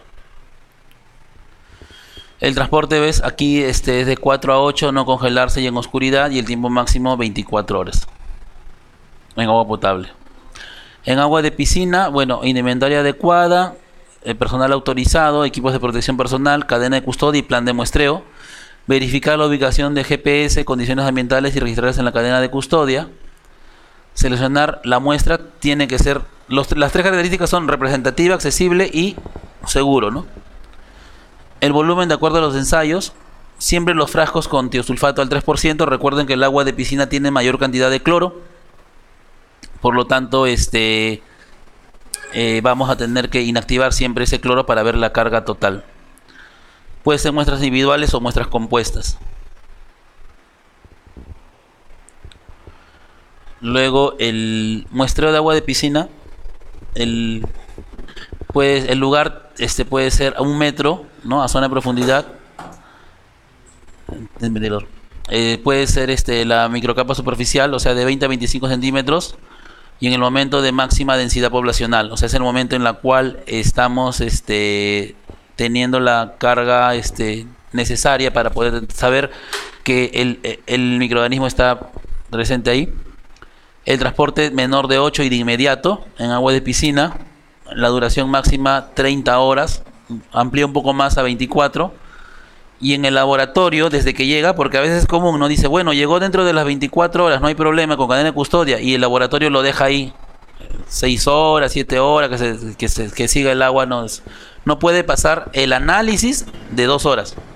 O sea, está diciendo de que yo tengo que prepararme para que en 2 horas haya desarrollado el análisis. Bien, y la frecuencia de muestreo es variable, no se establece una frecuencia de muestreo. Ahora veamos los volúmenes. Esta tabla les va a ayudar, vamos a pasar rápido para ver el tema ya de medios de cultivo, pero les va a servir para ver, por ejemplo, si yo quiero determinar metales pesados, por ejemplo arsénico, mercurio, qué tipo de frasco, ya polietileno, vidrio, de preferencia, el volumen de muestra a tomar y la preservación, ¿correcto? El tiempo de almacenamiento, sabemos que metales pesados se puede mantener con mayores días. Si vamos, por ejemplo, a ver vibrio cólera, acá Puede ser agua ¿no? Superficial o potable, frasco de vidrio preferentemente, 1 litro a 4 litros, se refrigera 4 y máximo 24 horas. Si queremos ver coliformes fecales, mínimo 200 litros, se refrigera 4 y 24. Todo esto está en base al método también que se realiza, porque coliforme total y fecal son filtrar 100 mililitros, 100 para total, 100 para fecal, en ENDOLES y en MFC, ¿no? Si veo heterótrofos, con 100 mililitros puedo hacer fácilmente, porque si hago por filtración son 100 mililitros, si hago por recuento es 1 mililitro. Y ya tengo la... En esta tabla, si quiero hacer parásitos o enteroparásitos, tenemos volúmenes más grandes y las condiciones de almacenamiento, sea para agua potable y de piscina. ¿Qué pasa en agua de mar? Ahí sí vamos a empezar con las normativas. Según resolución ministerial 533-2010 MINSA de 2011, estableció cómo debe ser el muestreo en agua de mar, está normado, hizo su guía técnica, lo usa la DIGESA, DIRESA y DISAS. La toma de muestra es un conjunto de, bueno, define qué es la zona de muestra, qué es una zona de baño, qué es una playa de baño, qué requerimientos básicos debe tener un recurso humano capacitado, que use PPs, que use guantes de nitrilo, gorra, mascarilla, qué materiales debe utilizar, ¿no? La caja conservadora, los frascos de vidrio, las GPS, los termómetros, cómo es el proceso, y ahí empieza, ¿no? Tiene que ser la toma donde haya mayor afluencia de bañistas, considerando las playas de oleaje tranquilo, y indica cómo se debe tomar, ¿no? A 1 metro, que la muestra debe llegar a 1 metro de la cintura del inspector y tomarla contra corriente del flujo. Si es en playa de rompiente cercana a la orilla, pasarla con rompiente a profundidad de 1 metro y muestrear igual que el caso anterior. Y si la pendiente del fondo es pronunciada, tomar la muestra en la orilla donde el agua esté en el tobillo y la rodilla y llenar el frasco procurando un mínimo de arena. Luego habla de todo el proceso. Se debe llenar solamente 1/3 de volumen libre y tapar. Se coloca contra corriente, se lleva a una profundidad de 30 centímetros y se utiliza el muestrador manual, se coloca el frasco. Y habla de la cadena de custodia, ¿no? Se mide la temperatura en la cadena de custodia, se lleva a la casa conservadora, se envía las muestras no mayor de 8 horas y la frecuencia de muestreo es 4 a 5 series de muestreo dentro de un periodo de 30 días. Si yo quiero, por ejemplo, hacer un estudio en una playa, lo puedo hacer por 1 mes, por ejemplo en La Pampilla, en un periodo de 30 días y hago 4 a 5 series de muestreo, ¿no? O sea, en esos 30 días hago 5 series de muestreo, o sea, cada 5 días, ¿no? O sea, 30 cada 6 días podría hacer esas series y hacer mis puntos de muestreo. Con eso puedo tener una evidencia de cómo se está comportando en 1 mes mi playa, y de acuerdo a eso, según la normativa, también se indica si es apta o no apta. Los monitoreos justos son para eso, para ver si está dentro de los límites. Cuando hablo de aguas residuales, planta de tratamiento de aguas residuales, PETAR, estamos hablando de aguas que son eliminadas sea por la actividad extractiva, minera o la actividad, en este caso, industrial. Sabemos que estas aguas son monitoreadas, sobre todo en coliformes totales y fecales. Hay tanto para efluentes domésticos o municipales, ¿no? El PETAR o municipal, según esa resolución ministerial 273-2013. Existen 2 tipos de monitoreo, ya sea la entrada del PETAR o la salida, ¿no? Se identifica el punto de muestreo claramente con el GPS, con la ubicación, con las coordenadas UTM y en el sistema WGS84. La muestra tiene que ser relativa del flujo, se localiza un punto existente donde haya mejor mezcla y cercano al punto del aforo, y tiene que ser de fácil acceso y seguro. A veces cuando se establecen estos muestreos que son en minas, los puntos son casi son muy alejados, entonces ahí el plan de muestreo tiene que contemplar realmente que el punto sea accesible y tiene que estar definido, ¿no? Y gráficamente incluso el punto de muestreo, para que la persona que realice, porque cuando son monitoreos ambientales son varios y el equipo el personal capacitado para el muestreo varía por turno, entonces tiene que estar claro para cualquier persona que realice. Los materiales básicos, que ya lo hemos visto también en otros, que son su cronómetro, su agua destilada de blanco viajero de campo, el reloj, la piseta, la bolsa, el hielo, las cajas térmicas, los equipos, Una cámara fotográfica es importante y la indumentaria de protección. Si estamos en lugares en los cuales es de fácil acceso, los zapatos punta de acero son muy importantes. Más allá que las botas, los zapatos punta de acero.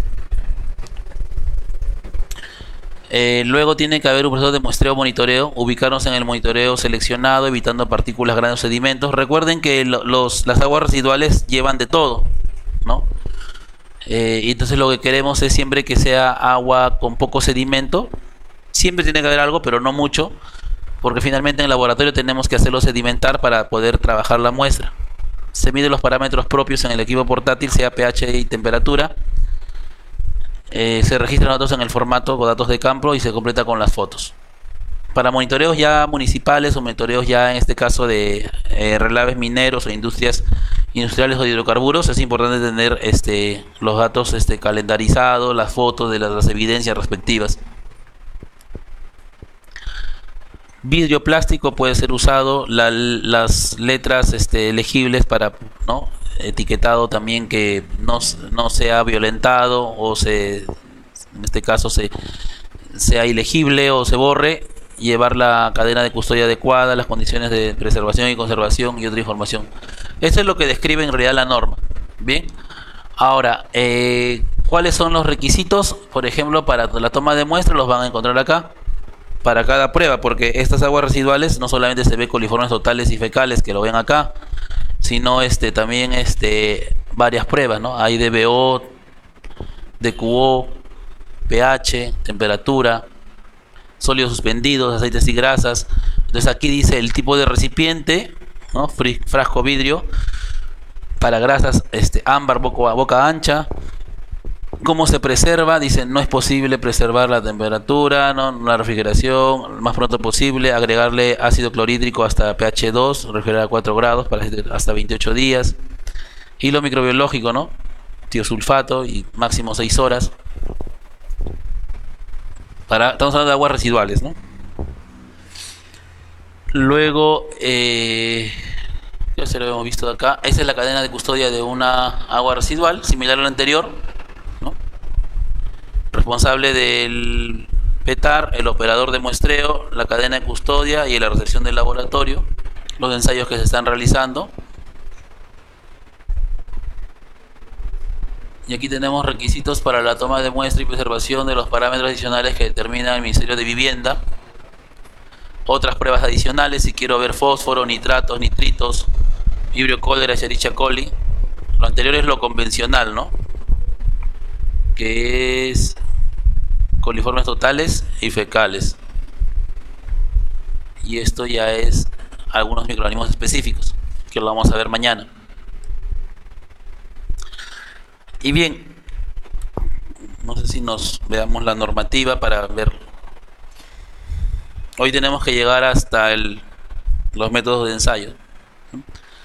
Las normativas nacionales han generado varias directivas. Primero, hay Decreto Supremo 004-2007 del Ministerio, ¿no? Del MINAM, Ministerio de Ambiente, en la cual habla de un estándar de calidad ambiental, lo llamado ECA. Dice que los ECA son indicadores de calidad ambiental. Es una medida que establece el nivel de concentración o grado de elementos, sustancias o parámetros físicos, químicos o biológicos presentes en el aire, agua, suelo o condición de un cuerpo. Entonces los ICA son regulados, ¿ya? Y en base a los ICA se establecen los LMP, que son los límites máximos permisibles, los cuales debe contar con la opinión del sector correspondiente. Entonces, acá en esta norma del peruano está la categoría de agua, ¿no? O sea, cuánto, por ejemplo, tiene que tener el agua superficial destinada a la producción de agua potable. O sea, el agua potable proviene de un agua de río o un agua superficial, agua de estuario, agua de laguna. Entonces, ¿cuál debe ser la calidad para que esa agua superficial sirva como materia prima para que pueda generar agua potable? Entonces ahí indica el grado de coliformes que debe tener como máximo, tanto totales, fecales, cuantos parásitos, no se permite ninguna forma parasitaria, E. coli nada de vibrio cólera y ningún otro organismo de vida libre. Pero si hablamos de aguas que pueden ser potabilizadas con tratamiento convencional, en algunos casos sí pide de menor a 5 por 10 al cuadrado, amebas de vida libre, ¿no? O otros compuestos, o sea, algas, protozoarios, copépodos, rotíferos, nemátodos de vida libre, ¿no? Aguas que pueden ser potabilizadas con desinfección, con otro método convencional. O sea, cuando yo quiero desinfectar, que es lo que mayormente se usa, tiene que ser más restringido, pero si ya tengo métodos convencionales o métodos avanzados, puedo hasta darme la licencia de tener mayor carga microbiana. ¿Correcto? Para poder usarlas para recreación, estas son aguas pluviales para recreación. Por ejemplo, no todos usan las piscinas con agua potable porque saldría muy caro. ¿Qué utilizan, por ejemplo, en la zona de Chosica, Carapongo, Uñaña, Chaclacayo? Utilizan agua de subsuelo y es agua dura, pero que puede ser potabilizada. Es un agua superficial que va a ser destinada para la recreación, o sea, por ejemplo, la piscina.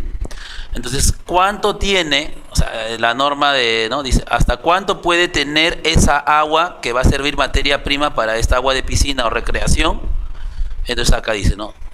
Yo tengo de repente mi pozo, vivo en Carapongo y tengo un pozo natural, entonces le hago un ensayo microbiológico, ¿no? Lo mando a mi municipalidad y tengo que evaluar 2 puntos, sea contacto secundario o primario. ¿Saben? Contacto secundario pues es para todo lo que sea lavado, ¿no? Todo lo que sea limpieza, lavado de pies, y el contrato primario ya es la piscina propiamente dicha, ¿no? Entonces puedo tener un agua de 1000, ¿correcto? De 1000 coliformes totales por 100, y lo clorino y obtengo mi agua a la condición de agua potable, ¿no? Porque tengo que llegar a 500. Pero si yo tuviera 2000, 3000, entonces esa agua no es apta. Lo que pide ahora el Ministerio de Digesa es eso, ¿no? ¿Cuál fue tu control microbiológico antes de que ingrese? Como cuál fue tu control microbiológico después. Entonces, antes y después tiene que haber un ensayo, ¿no? Tú entraste con 1000 y obtuviste 500, que es una exageración entrar con 500.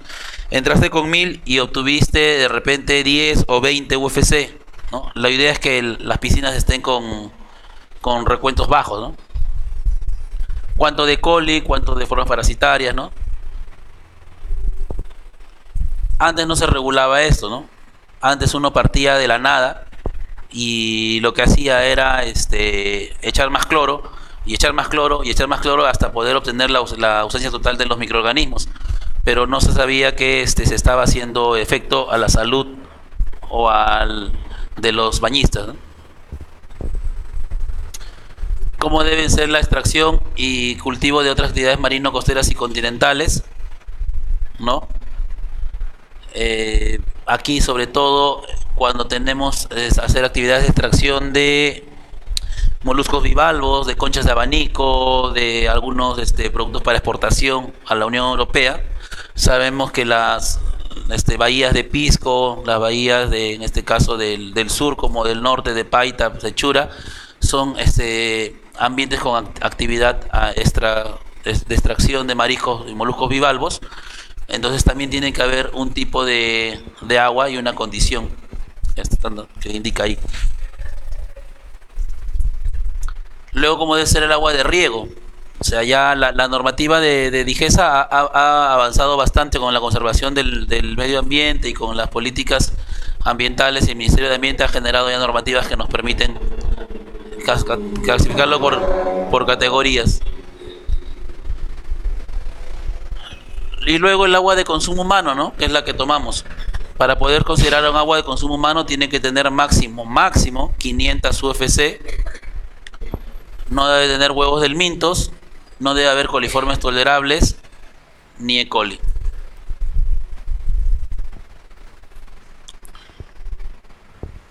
Otros reglamentos que indican la normativa de Digesa es la 031, disposiciones generales para garantizar la inocuidad, ¿no? Reglamento de calidad del agua de consumo, cuáles son las entidades relacionadas con el consumo humano, ¿no?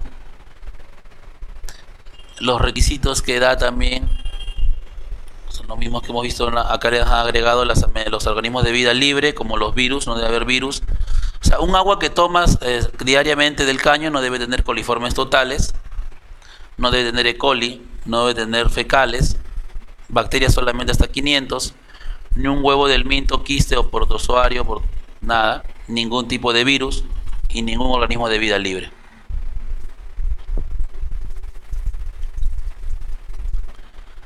Luego la norma que va a determinar el índice de calidad sanitaria, o sea, hay una norma que indica cuando ustedes dicen piscina saludable, ¿en base a qué está ese parámetro?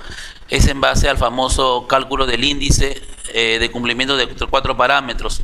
Primero, que sea de calidad microbiológica comprobada. Segundo, que tenga calidad de equipamiento e instalaciones. Tercero, que tenga calidad de limpieza. Y cuarto, que calidad de ordenamiento documentario. Entonces acá tenemos primero, en primer lugar, y el más importante, que microbiológicamente sea inocuo. Luego, que el equipamiento e instalaciones propias en este caso de la piscina pública sea de óptima calidad. Esto lo va a evidenciar con el mantenimiento preventivo, con los cambios, con las buenas referencias o proveedores de donde compra sus soluciones para poder clorinar o para poder darle el efecto organoléptico, ¿no?, visual de las piscinas, ¿no?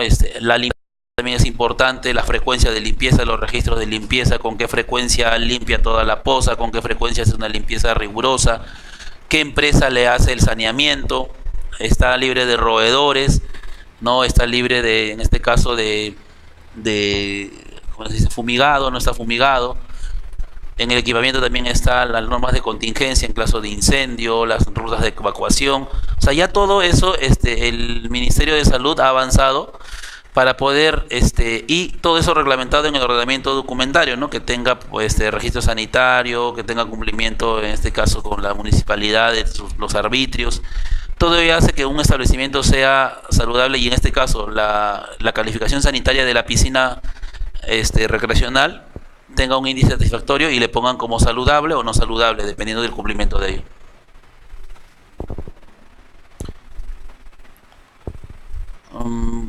Esto es para agua, es el rango de valor, ¿no? Cuando el cloro, por ejemplo, en una piscina está por debajo de 0,4, se dice que es mala. Cuando hay presencia de coliformes termotolerables es mala. Cuando hay turbiedad mayor a 5 unidades de turbiedad o más es mala. Por debajo de ella es buena, ¿no? Es el rango con el cual se mide la calidad microbiológica. O sea, lo que hemos visto acá, perdón, estos 4 ítems tienen su tabla de valores: calidad microbiológica, calidad de equipamiento, calidad de limpieza. Entonces, calidad microbiológica está acá. Esta es la tabla para que yo. Calidad de equipamiento, ¿no? Cuenta con servicios higiénicos, cuenta con lavapiés, tiene sistema de recirculación, y ahí tiene, no tiene, duchas sucias. Ustedes mismos pueden revisar esto en el peruano, porque está en el peruano, y ustedes pueden en sus momentos de repente poder tener una revisión rápida si es que están ante una piscina de buena o mala calidad, o si cumple con el indicador de calidad sanitaria. Esto se limpieza, se limpia el local, se limpia el estanque, se limpia, hay criadero de Aedes aegypti,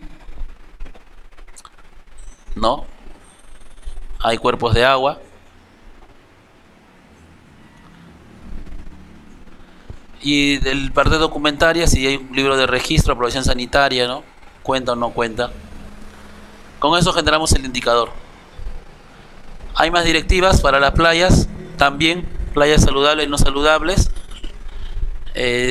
Tienen 2 controles: la calidad microbiológica y la calidad de limpieza, y la presencia de servicios higiénicos como tercer factor para la evaluación. Y acá están en este caso los índices. Todo tiene que sumar 1. Si la playa es menor que 1, entonces es no saludable. Si cumple el puntaje de 1, es una playa saludable. Lo puede tener una buena calidad microbiológica, pero pues accidentalmente está lleno de basura alrededor, entonces se convierte en no saludable. Los ítems para poder, igual la misma tabla, pero estamos hablando para playas, ¿no? hay residuos sólidos a 10 metros, hay recipientes sólidos. O sea, ya el ministerio ha avanzado bastante en el tema de la calidad. Y esta es la tercera, ¿no? Servicios higiénicos. Para los límites de PETAR, también tenemos los límites permitidos. Cuánto de grasa y aceites o grasas puede haber, cuántos son hasta 10.000. Número más probable de 100 ml, lo vamos a ver también cuando hagamos la tabla de cuánto de DBO está permitido, cuánto de pH. Acá no se va a dar un pH de 5 a 7 como el agua, ¿no? Sino de 6,5 a 8,5. Y no puede haber un PETAR o no un efluente de planta de tratamiento residual por encima de 35 grados centígrados. Por encima de eso ya estamos generando ya un incremento de la carga microbiana. También existe la normativa para sector hidrocarburos, efluentes líquidos, ¿no? Menor a 400 coliformes fecales y menor a 1000 coliformes totales.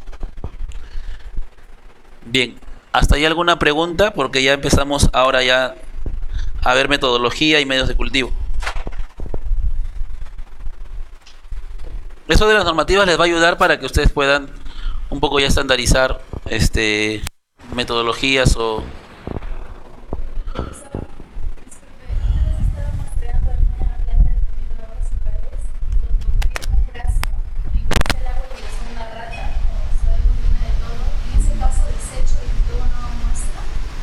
Claro, de que o sea, la carga microbiana presente en ese ser vivo ya está sumergida, ¿no? Entonces, si tú tienes, por ejemplo, o la tomas como parte de la muestra, vas a llevar la misma carga microbiana presente. O sea, claro, la misma, o sea, porque internamente el ser vivo tiene otra carga microbiana interna. Entonces, tienes la carga microbiana. Recuerda que el número más probable de coliformes totales y fecales está en 10.000.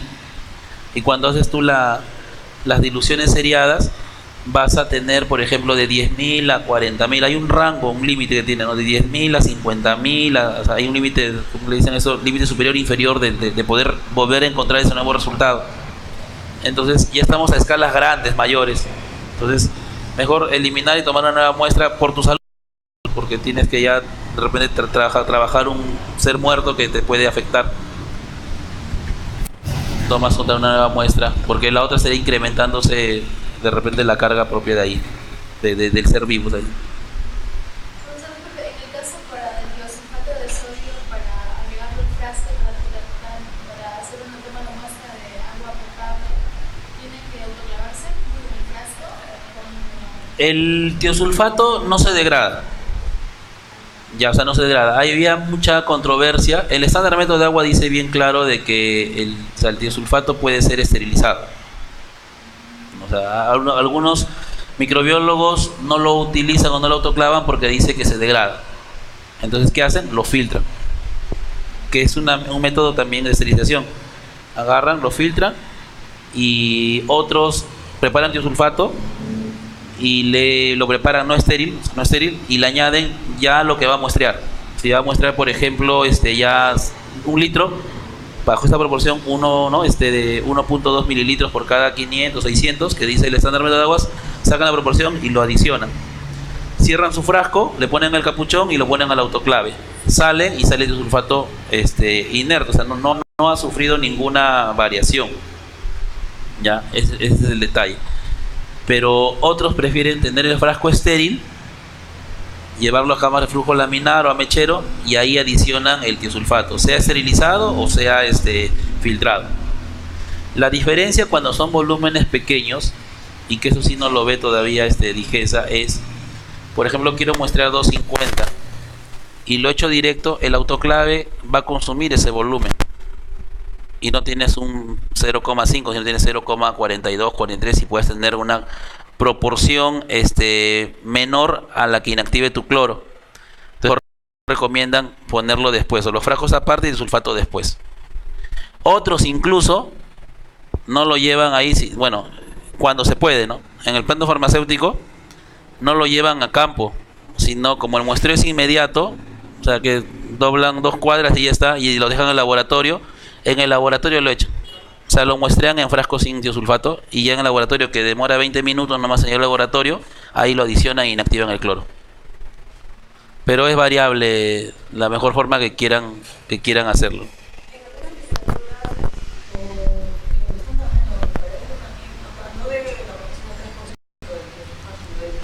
Sí, cuando el nivel de cloro es alto. Sí. Sobre todo en piscina, pero en el caso de que son piscinas, el nivel de cloro está en 2, a veces, 2%. Entonces, 10% es eso lo que te da. Claro. Bueno, si no se puede medir si afecta o no afecta, porque de todas maneras queda dentro, esto, bueno, como es húmedo, cuando es húmedo de todas maneras Claro. Ahora, es importante, bueno, es una práctica que yo hacía cuando estaba en SGS, ¿no? Cuando yo analizaba aguas residuales, la norma dice algo. O sea, la norma dice echar tanto y se debe inactivar.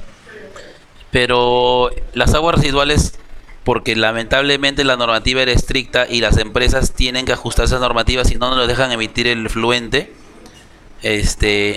ya le daban mucho cloro ya para que puedan cumplir normativa. Entonces estaba con valores de cloro, le echábamos la cantidad necesaria, le íbamos al medidor de cloro, y por más que le echábamos la cantidad y le dábamos, no inactivábamos el cloro, es porque ellos habían forzado para poder cumplir normativa. Entonces llega un momento en el cual se le tiene que ir echando hasta que realmente se vea que, porque al final, si uno solamente se guía o sea, uno es bastante la normativa con la experiencia. O sea, ellos lo que quieren es que el resultado salga conforme y que le den su sistema PAMA, que esté ok y todo. Entonces ya uno tenía que, por la experiencia que hacía en SGS, porque llegaban aguas de minas y todo eso, entonces trabajar hasta inactivar, y ya cuando ya hay un umbral en la cual también el cloro ya ya por más que le, entonces esa es la carga que, pero sí apuntábamos, se hizo tantos ajustes de cloro y no se vio cambio, ¿no? del contenido de cloro. Entonces es importante eso para poder y el jefe de microbiología ya sabía, ¿no? O sea, ante qué estaba, ¿no?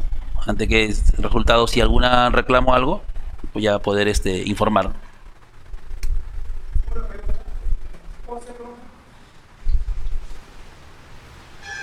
Mariela Juana de Rocal pregunta: ¿cuál es la diferencia del diseño del plan de muestreo?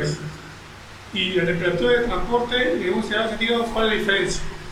Para el agua de transporte se debe preservar, y para el monitoreo de agua potable, ¿cuánto se mide el cloro residual? ¿Cuál es el límite del mismo?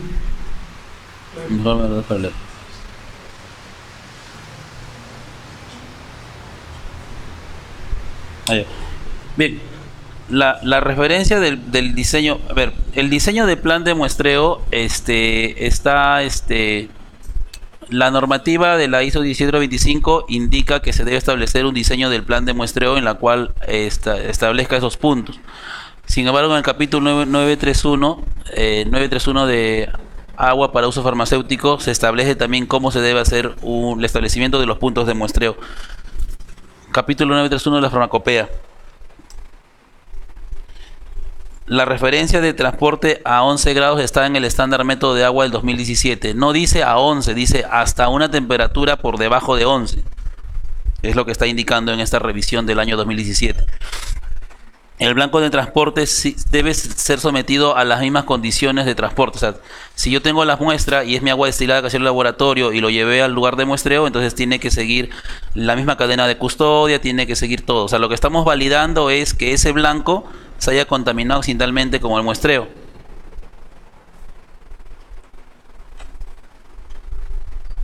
Bien. Ahora sí pasamos con... Sí.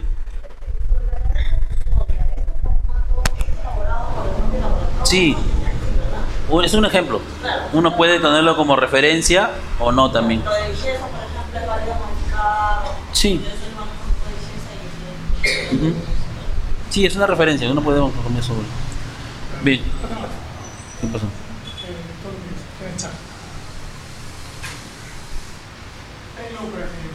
Escuche. Problema. Sí. En el muestreo de agua potable, ¿por qué se debe usar 0, Natali Castro pregunta sobre el muestreo de agua potable. Dice, ¿por qué se debería usar tiosulfato, o sea, 0,1 tiosulfato de sodio al 3% por cada 120? En el estándar método de aguas leí que primero se debe determinar la concentración de cloro. Efectivamente, el estándar método de aguas indica la proporción que se indica, ¿no? 0,1 por cada al 3 por cada 120 mililitros. Y la concentración de cloro se debe tomar como referencia, ¿no? Se debe tomar referencia para poder determinar y poder adicionar de repente tiosulfato al 10%. Yo estaba usando 0,1 tiosulfato de sodio al 10% por cada 100, estaría correcto. Ahí habría que revisar la normativa, si pide esa proporción, porque dice 0,10, debe ser una proporción mayor, ¿no? ¿Cómo se debe agregar este tiosulfato? Estéril agregar, bueno, eso ya lo habíamos explicado, ¿no? Hay múltiples formas de utilizarlo, la estándar método no lo restringe.